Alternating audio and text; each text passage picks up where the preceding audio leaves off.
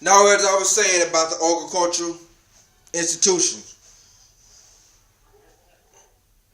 we don't have to actually sit there and break down by force all of these institutions. We don't have to do that. We're not going to do that. But if we sit there and we exert ourselves from those institutions, if we exert ourselves from those institutions, they have no other choice but to crumble.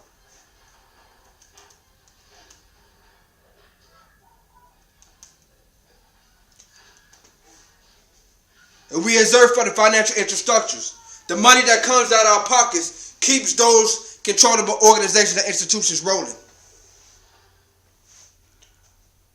Grocery stores, we might need them, but we're going to be spending less money till they end up going down and bankrupting or foreclosing, and we'll buy them out to own our businesses in the places they were.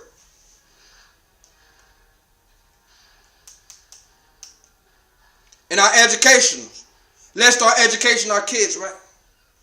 So they will know not to be a worker for all their lives.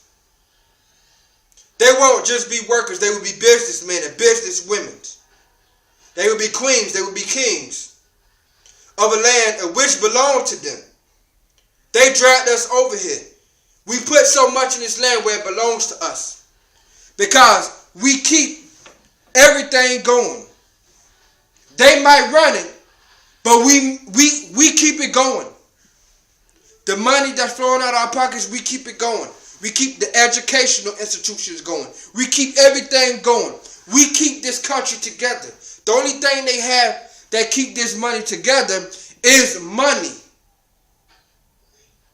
Money is stronger than the hands and the deeds of what we do, of what we've been doing for this country. We should own this country.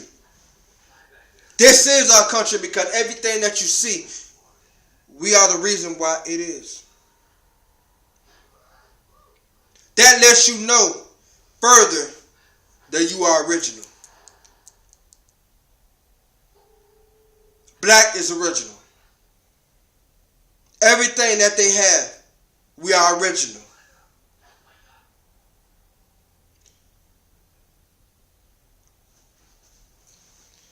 The next institution I'm going to be talking about, which is the most precious one,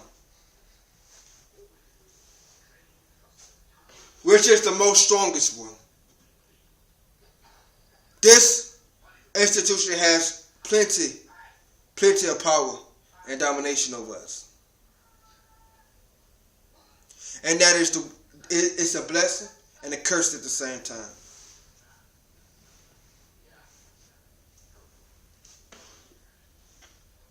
You want to talk about conspiracy? This is a conspiracy. If you go to any large city, you will at least see about 1 or 2 homeless shelters. 1 or 2 homeless shelters. But you got to the span of 20 to 40,000 homeless people that's on the street. 2 homeless shelters now.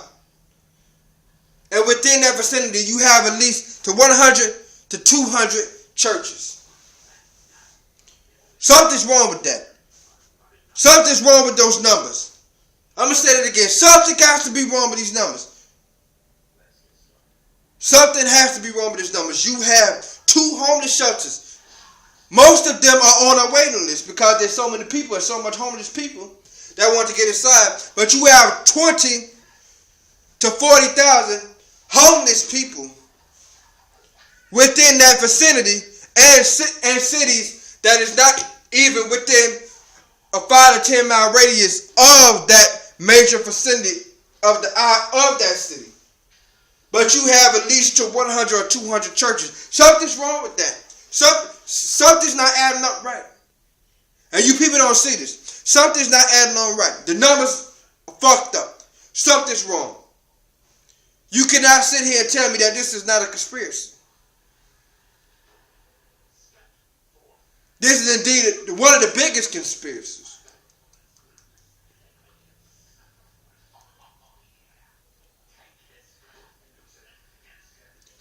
Most of the churches that you see are non-profit organizations.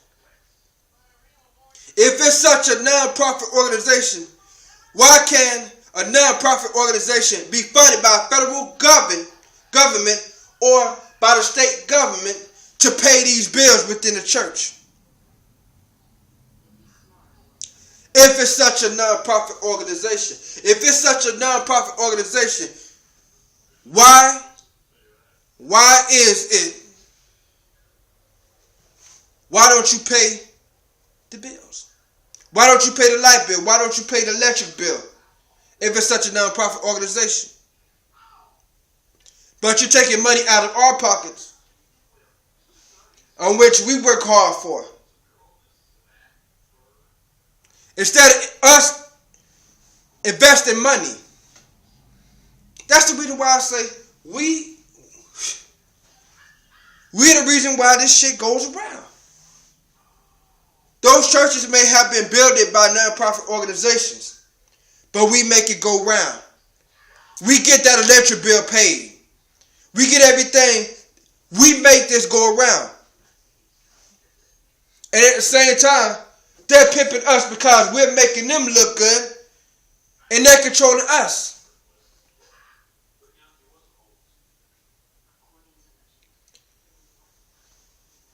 You can't sit here and tell me differently. This is a conspiracy.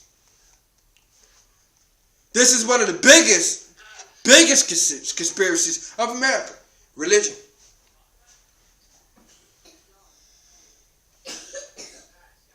It's okay to believe in Jesus. I believe in Jesus. I don't believe in the name I believe in Jesus. There were no J's and V's back then, but I believe in Yahshua HaMashiach.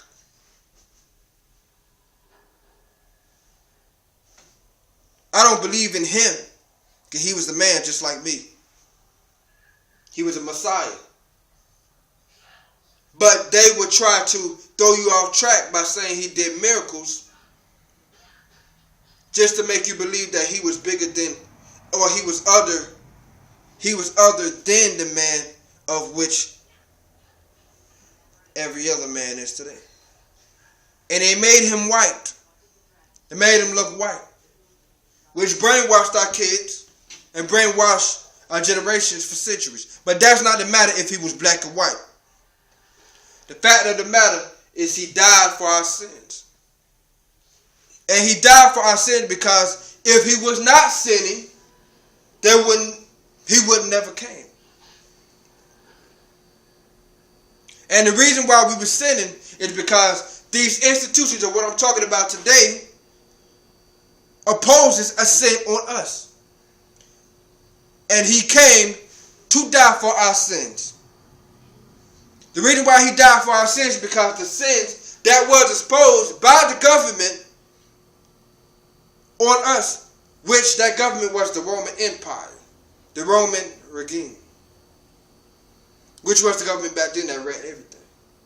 Yeah, they were the same shit we going through, the same thing they were going through then. And he spoke against those foundations of those sins that the Romans put on us. And those sins, he pointed it out, pinpointed everything, and brought those people from that. They didn't like that because they wanted the people to still be in control by them. You let them know the foundations of the sins that the government has put on them. They're coming to get you. Oh yes. And that's what they did. They came and got Jesus.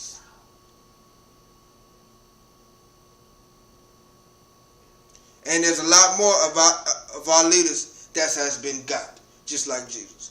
Malcolm X, Tupac Shakur, Martin Luther King,